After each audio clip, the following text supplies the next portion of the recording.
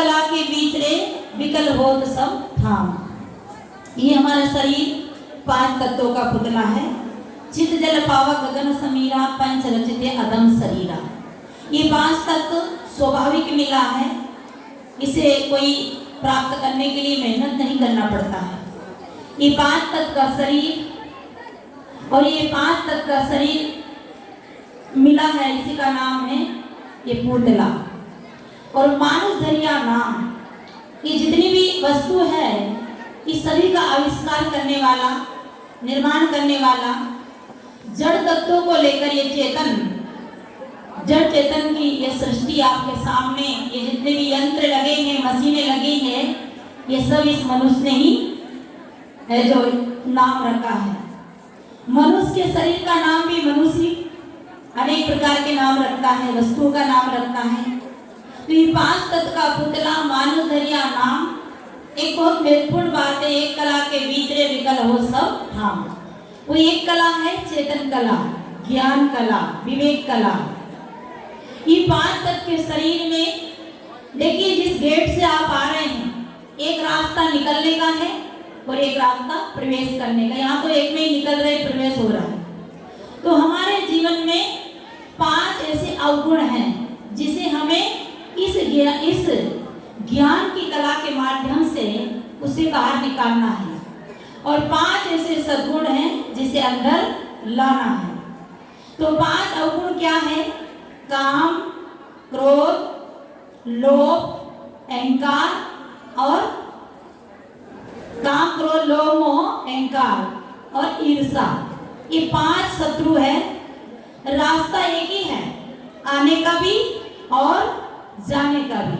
तो जैसे हम आ भी सकते हैं तो जा भी सकते हैं, इसी प्रकार हमारे अंदर सबसे बड़ा शत्रु है हमारा क्रोध। क्रोध ही सबका काल है। आज तक जितना लोग अग्नि से जलकर नहीं मरे होंगे, उतना आग से जलकर नहीं मरे होंगे, उतना क्रोध में जल जल करके मर जाते हैं, आज आत्महत्या करते हैं। इसलिए क्रोध की जगह, हिंसा की जगह हमें क्या लाना है? दया लाना है, करुणा लाना है, रास्ता चेंज करना है, रास्ता बदलना है और कुछ करना नहीं है। इसलिए क्रोध की जगह में दया करना है। क्रोध सवन का काल है, क्रोध ही जंजाल है, शिव दुर्वासा क्रोध बस बहुत बड़े बेहाल है। ये हमारी माताएं भी बहुत क्रोध करती है, हर व्यक्ति को क्रोध आता है। एक बात और बता दूं, हमारा शरीर इन अवगुणों से बना है। काम, क्रोध, लोभ, मोह से ही हमारा शरीर का निर्माण हुआ है। तो इन्हें परखते परखते इन्हें शांत करना है, इन्हें समझते समझते छोड़ना है। हमारी एक बहन व्रत थी, इसका नाग पंचमी का। नाग पंचमी का व्रत थी। रात की 12 बजे अपने पति से कभी नहीं बोलती थी और रात की 12 बजे दूध का गिलास लेकर पति के पैर की तरफ खड़ी। पति की आंख खुली, बोले क्या है? कि आज मैं आपके लिए दूध लेके आई। पति बोला, कभी तो तू ठीक से बात ही नहीं करती, आज दूध का गिलास लेके खड़ी, क्या बात है? आज तुम्हारी भक्ति, तुम्हारा प्रेम इतना कैसे उमड़ गया? तो वो क्या बोली, आज नाग पंचमी का दिन है, था त्योहार था, व्रत था और नाग देवता को लोग दूध चढ़ाने जाते, पत्थर की, तांबा की, पीतल की मूर्ति को। मैंने विचार किया कि इतनी दूर में नहीं जा पाई, समय भी नहीं मिला, सबसे बड़ा काला नाग तो मेरे घर में ही है, क्यों ना ये गिलास दूध इसी घर के काले नाग को पिला दूं। तो देखिए, जो पत्नी अपने पति को काला नाग कह सकती है, वो कैसी व्रत और कैसी पूजा। याद रखना, ये क्रोध जैसे माचिस की तिल्ली जो है दूसरे को जलाने से पहले, ये सब आप याद कर लेना। माचिस की तिल्ली दूसरे को जलाने से पहले खुद जलती है। यही स्थिति हमारी है। पहले क्रोध हमें स्वयं अपन को जलाता है, पहले हम प्रतिक्रिया भीतर करते हैं, तब हम उसी क्रोध से दूसरे को जलाते हैं। इसलिए क्रोध की जगह करुणा और दया का रास्ता चुनना है। ये काम क्रोध का रास्ता बाईपास रोड बना हुआ है, 4 लाइन 6 लाइन निकली है, परंतु सद्गुण की लाइन सकड़ी है, उबड़ खाबड़ रास्ता है। आप आए ना गाड़ियों में ट्रेनों में धक्के खाते, ये रास्ता बनाना पड़ता है। यहाँ तक कि सत्संग में आने के लिए भी आपको रास्ता बनाना पड़ रहा है यहाँ, क्योंकि ये उबड़ खाबड़ है। और जब एक बार बुलडोजर चल जाए, जेसीबी मशीन चल जाए, तो रास्ता क्लियर हो जाए। बोलो सतगुरुदेव की। इसलिए सज्जनों, हमें क्रोध की जगह दया, और फिर दूसरा क्या है, काम। काम एक संसारिक क्रिया भी है और काम एक धंधा बिजनेस भी है। तो काम एक संसार की एक दो संतान के लिए आवश्यकता भी है, परंतु काम की जगह हम किसको लाएंगे, भक्ति को, और भक्ति में पूरा जीवन निछावर कर दे, ताकि विकार से हम रहित हो जाए। तो काम की जगह भक्ति। अब भक्ति किसकी करेंगे, एक जड़ भक्ति, एक चेतन भक्ति। याद रखना, जितनी भी भक्ति है वो चेतन के लिए है। चेतन ना हो तो ना मंदिर की जरूरत, ना मूर्ति की जरूरत, ना कोई धर्म कर्म की जरूरत। जितनी भी सेवा हो रही है, आपको जड़ की भी भक्ति करना है। जड़ आपका घर है, जड़ आपके कपड़े हैं, जड़ आपकी फसल है, जड़ आपका मकान है, पर चेतन निवास करते हैं, आत्म राम निवास करते हैं, घर के देवी देवता निवास करते हैं। इसलिए आपको जड़ की भी भक्ति करना है। या नहीं कि लड्डू चढ़ाना है, हाँ लड्डू भी चढ़ाना है। जिंदा माता पिता घर में है तो तीर्थ करने क्यों जाऊं, और घर में शक्कर मिलती है तो बाहर का गुड़ क्यों खाऊं। इसलिए जड़ की भक्ति चेतन के लिए करना, माने जड़ की जो देखभाल, सेवा, चाकरी। और सच में सदगुरु कबीर ने कहा, जहाँ जहाँ डोलूं सो परिक्रमा, और जो करूं सो पूजा। जो आप डोल डोल के काम करते हो, दौड़ दौड़ के काम करते हो, ये आपकी परिक्रमा है। और अपने घर के बूढ़े बुजुर्गों को, बाल गोपालों को खिलाकर खाना भगवान का भोग है। इसलिए हमें भक्ति करना चाहिए। तो काम, क्रोध और लोभ, लोभ की जगह त्याग, दान करना चाहिए। जितना बन सके उतना दान देना चाहिए।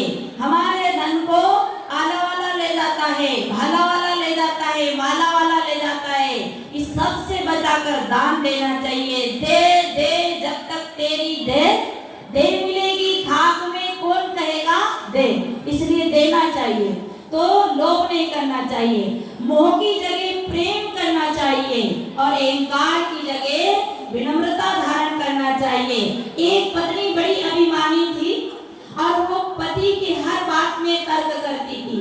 पति बोला, देव देवी तेरा स्वभाव बड़ा अभिमानी है। आदमी को अगर डायरेक्ट अभिमानी कह दे तो रूठ जाता है। इसलिए सत्य भी बोलना पड़ता है, तो समझ के बोलना पड़ता है। तो बोली, पति बोला तेरा स्वभाव थोड़ा अहंकारी है, इसे नरम बना ले। तो पत्नी क्या कही, वाह क्या बात करते हो, मेरा स्वभाव अहंकारी है? अरे मेरे जैसा तो कोई स्वभाव ही नहीं। यही बात दुर्योधन को भगवान कृष्ण ने समझाया था, और रावण को विभीषण ने समझाया था, पर समझाए समझे नहीं, समझाए समझे नहीं। पर हाथ आप बिगाड़, मैं खेचतू आपको, चला सो जमपुरी जाए। ये हमारे अवगुण हमें जमपुरी ले जाते हैं। हमारे गुरुजन, ज्ञानीजन, बुद्धिमान जीव हमें समझाते हैं, पर हमारा ये अभिमान, ये विकार हमें समझने नहीं देते। जैसे सर्प के केंचली चढ़ जाती है, झिल्ली चढ़ जाती है, उसे रास्ता नहीं दिखता है। इसी प्रकार आदमी को अवगुणों के कारण अपना रास्ता कल्याण का नहीं दिखता है। पत्नी को बहुत समझाया पति ने, पर नहीं मानी। एक दिन क्या हुआ, पति बाजार गया। बस ये कहानी के बाद वाणी विराम दूंगी। तो पति बाजार गया और थोड़ा सा बेसन, थोड़ी सी मिर्ची, धनिया लाया। पत्नी से बोला, देवी है ना, मेरा मन आज पकौड़ी खाने को कह रहा है, पर तुझे पकौड़ी बनाते नहीं आता। पत्नी बोली, क्या बात करते हो, पकौड़ी बनाते नहीं आता? अभी बना के बताती हूँ। गुस्से में पानी डाला, क्योंकि क्रोध, अहंकार, ये अवगुण की जब आंख में जैसे सूर्य का प्रकाश क्यों नहीं दिखता, बदल आ जाते हैं तो सूर्य का प्रकाश नहीं दिखता। इसी प्रकार अज्ञान अवगुणों के कारण ये ज्ञान की रोशनी ढक जाती है। अब तो पत्नी ने झट से पानी डाला तो बेसन हो गया गीला। पति बोला, देख मैंने कहा था ना कि तुझे पकौड़ी बनाते नहीं आएगी। तो क्या बोली, कोई बात नहीं, पकौड़ी नहीं बनाते आएगी, ये आटा गीला हो गया तो गीला का बना दूंगी चीला। पति बोला, तुझे चीला भी बनाते नहीं आएगा। पत्नी बोली, क्या बात करते हो, अभी बनाती हूँ चीला। तो चीला थोड़ा और गीला होता है तो थोड़ा और गुस्से में पानी डाला तो चीला, वो जो पकौड़ी का तो गीला हो ही गया था पर चीला का भी गीला हो गया। वो बोला, देख मैंने बोला था ना कि तेरे से पकौड़ी भी नहीं बनेगी तो चीला भी नहीं बनेगा। पत्नी बोली, क्या बात करते हो, चीला नहीं बनेगा तो क्या बना दूंगी, पता है ना, कड़ी। पति बोला, कड़ी भी बनाते नहीं आएगा। तो पत्नी बोली, कड़ी नहीं बनाते आएगी तो उठा के फेंक दूंगा। तो पत्नी कहती, उठा के फेंक दूंगी। तो पति बोला, फेंकते भी नहीं आएगा, क्योंकि जब अवगुण होते ही जाते हैं तो गलत होता ही जाता है। तो पत्नी गुस्से में वो चीला का गीला आटा उठा के फेंकने लगी। तो थानेदार साहब की बिना टावर वाली गाड़ी निकल के जा रही थी और पत्नी ने फेंका पानी तो थानेदार साहब पूरा होली खेल ली। तो पति बोला, देख मैंने कहा था ना, इतने में थानेदार साहब ने गाड़ी रोकी। बोले, कौन बेवकूफ ने ऊपर से पानी फेंका है, डंडा लेकर आए।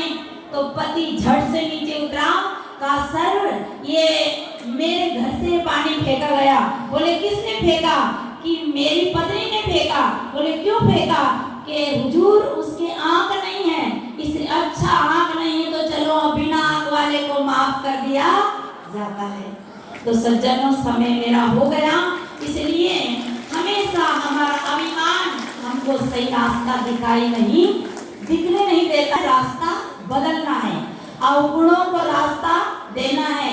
जैसे आपके मोबाइल में कचरा आ जाता है तो साफ कर देते हैं, ऐसे ही जीवन के अवगुण को साफ करके सद्गुण को अंदर बिठा लेना है। बस इतनी सी बात करना है और मेरा समय पूरा हुआ। आप लोगों ने शांति का परिचय दिया, बहुत बहुत धन्यवाद। साहिब बंदगी बोलिए सद्गुरुदेव की।